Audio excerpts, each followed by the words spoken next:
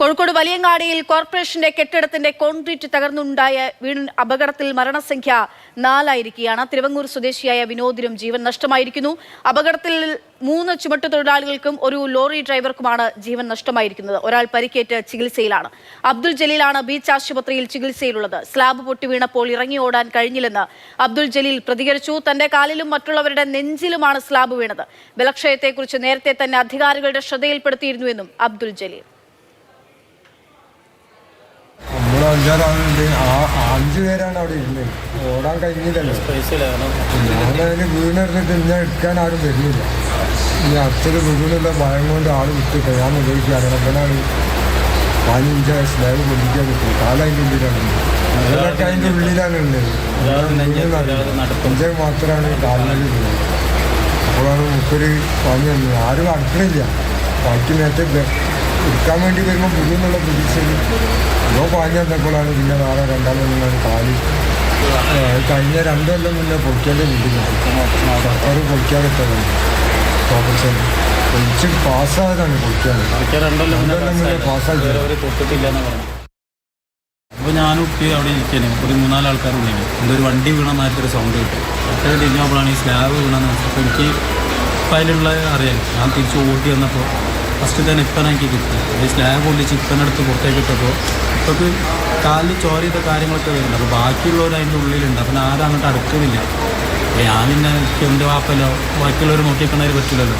ചിക്കനും കഴിച്ചില്ല. അപ്പോൾ ഇനിയും ആളുണ്ടെന്ന് മനസ്സിലായപ്പോൾ ഒറ്റക്കാണ് എനിക്ക് സ്ലാബ് കൊണ്ടുവന്നില്ല. വലിയ സ്ലാബാണ്. അപ്പോൾ ബാക്കി പിന്നെ 2-3 ആൾക്കാരൊക്കെ വന്നിട്ട് മറിച്ചിട്ടിട്ട് എടുത്താൽ ഓരോരുത്തരായിട്ട് നമ്മൾ ഇവിടേക്ക് വന്നു.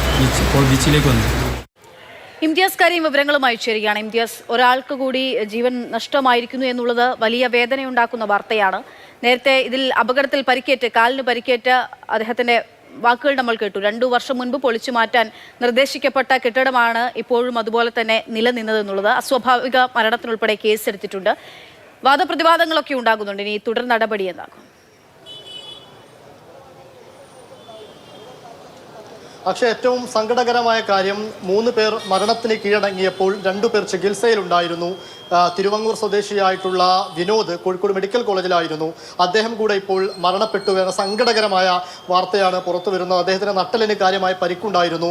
ഏകദേശം ഒരു 4 മണി ആകുന്ന സമയത്ത് അദ്ദേഹത്തിൻ്റെ ആരോഗ്യനില കൂടുതൽ വഷളാവുകയും ഇപ്പോൾ മരണം സ്ഥിരീകരിക്കുകയാണ് ചെയ്തിട്ടുള്ളത്. നേരത്തെ അബ്ദുൽ ജലീൽ കാലിന് പരിക്കേറ്റ് ബീച്ച് ആശുപത്രിയിലെ വാർഡിൽ ഇപ്പോഴും ചികിത്സയിൽ തന്നെ കഴിയുന്ന സ്ഥിതിവിശേഷമാണുള്ളത്. നേരത്തെ സൂചിപ്പിച്ചതുപോലെ തന്നെ കോഴിക്കോട് ടൗൺ പോലീസ് ഇപ്പോൾ ഇതിൽ അസ്വാഭാവിക മരണത്തിന് കേസെടുക്കുകയും ചെയ്തിട്ടുണ്ട്. ഞാനിപ്പോൾ നിൽക്കുന്നത് വലിയങ്ങാടിയിലെ അപകടം നടന്ന കോൺക്രീറ്റ് കെട്ടിടം സൺഷെയ്ഡ് തകർന്നു വീണ അവിടെയാണ്. ഇത്രത്തോളം ഭാഗം തകർന്നു വീണിട്ടുണ്ട്. ഇങ്ങനെയൊക്കെ ഉണ്ടാകുമ്പോൾ പോലും ഇത് രാഷ്ട്രീയ പ്രത്യാരോപണ ആ രീതിയിലേക്ക് രാഷ്ട്രീയമായ കാര്യങ്ങളിലേക്ക് കൂടെ ഇത് വഴിവെക്കുകയാണ്.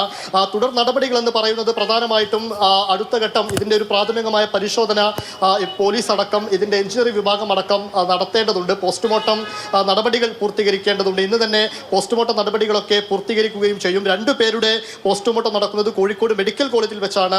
ഒരാളുടെ പോസ്റ്റ്മോർട്ടം ബീച്ച് ആശുപത്രിയിൽ വെച്ചുമാണ് നടക്കുന്നത്. ഇപ്പോൾ വിനോദിന്റെ പോസ്റ്റ്മോർട്ടം നടപടികളും മെഡിക്കൽ കോളേജ് മോർച്ചറിയിൽ തന്നെ നടക്കുമെന്നും ഇപ്പോൾ ആശുപത്രി അധികൃതർ അറിയിക്കുന്നുണ്ട്. ഇതിൽ ആരുടെ ഭാഗത്താണ് വീഴ്ച എന്നൊരു പ്രധാനപ്പെട്ട ചോദ്യം നമുക്ക് മുൻപിലുണ്ട്. അതിലിപ്പോൾ കോഴിക്കോട്ടെ കോർപ്പറേഷൻ മേയർ ഒരു തട്ടിലും അതുപോലെ തന്നെ കോർപ്പറേഷൻ സെക്രട്ടറി മറ്റൊരു നിലപാടുമാണ് പറയുന്നത്. അൺഫിറ്റാണ് എന്ന് രേഖാമൂലം നൽകിയിരുന്നില്ല, അൺഫിറ്റാണ് എന്ന ബോധ്യമുണ്ടായിരുന്നില്ല, അതുകൊണ്ട് ഈ കെട്ടിടം പൊളിക്കാൻ കഴിയുമായിരുന്നില്ല എന്ന നിലപാടാണ് മേയറായിട്ടുള്ള സദാശിവൻ സ്വീകരിച്ചത്.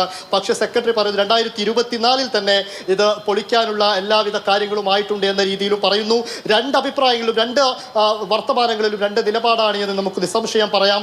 അതോടൊപ്പം തന്നെ കോഴിക്കോട്ടെ പഴകിയ കെട്ടിടങ്ങളുടെ ലിസ്റ്റ് അതുമായി ബന്ധപ്പെട്ട ചർച്ചകളൊക്കെ കൗൺസിലിൽ ഉന്നയിച്ചിരുന്നു. അതിലൊന്നും കൃത്യമായ നടപടി അധികാരികൾ എടുത്തില്ല എന്നൊരു ആരോപണവും നിലനിൽക്കുന്നുണ്ട്. ഇതാ രീതിയിൽ രാഷ്ട്രീയമായ ആരോപണ പ്രത്യാരോപണങ്ങൾ എന്ന രീതിയിലേക്ക് കൂടെ കാര്യങ്ങൾ പോയിരിക്കുകയാണ്.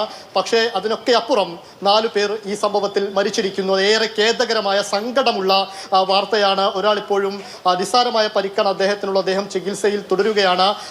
അതുപോലെ തന്നെ BJPയും യൂത്ത് കോൺഗ്രസുമാണ് ആദ്യഘട്ടത്തിൽ പ്രതിഷേധവുമായി രംഗത്തെത്തിയിരിക്കുന്നത്. കോഴിക്കോട്ടെ കോർപ്പറേഷൻ്റെ അകത്ത് കയറി മേയറുടെ ചേംബറിലടക്കം കയറി പ്രതിഷേധിക്കുന്ന ഒരു സ്ഥിതിവിശേഷമൊക്കെ ഇന്ന് കണ്ടു. യൂത്ത് കോൺഗ്രസും രംഗത്ത് വന്നു. നാളെയും പ്രതിഷേധ പ്രകടനം പ്രകടനങ്ങളുമായി പ്രതിഷേധ സമരങ്ങളുമായി മുന്നോട്ട് പോകാനാണ് പ്രതിപക്ഷത്തിന്റെ തീരുമാനം. അതോടൊപ്പം നഷ്ടമായിരിക്കുന്നത് വലിയങ്ങാടിയിൽ ഉണ്ടായിട്ടുള്ള അപകടത്തിൽ 3 ലോഡിംഗ് തൊഴിലാളികൾക്കും ഒപ്പം തന്നെ ഡ്രൈവർക്കുമാണ് ജീവൻ നഷ്ടമായിരിക്കുന്നത്. നമ്മൾ ദൃശ്യങ്ങളിൽ കാണുന്ന ഒരാൾക്ക് അബ്ദുൾ ജലീൽ, അദ്ദേഹത്തിന് കാലിനാണ് പരിക്കേറ്റത്, മറ്റുള്ളവരുടെ നെഞ്ചിലാണ് സ്ലാബ് വീണത് എന്നുൾപ്പെടെ അദ്ദേഹം പറയുന്നു. നമ്മൾ കേട്ടു. എന്തായാലും പ്രതിഷേധം തുടരുക തന്നെ ചെയ്യും. പക്ഷേ നഷ്ടമായിട്ടുള്ള 4 ജീവന് പകരമോ എന്നുള്ളതാണ്.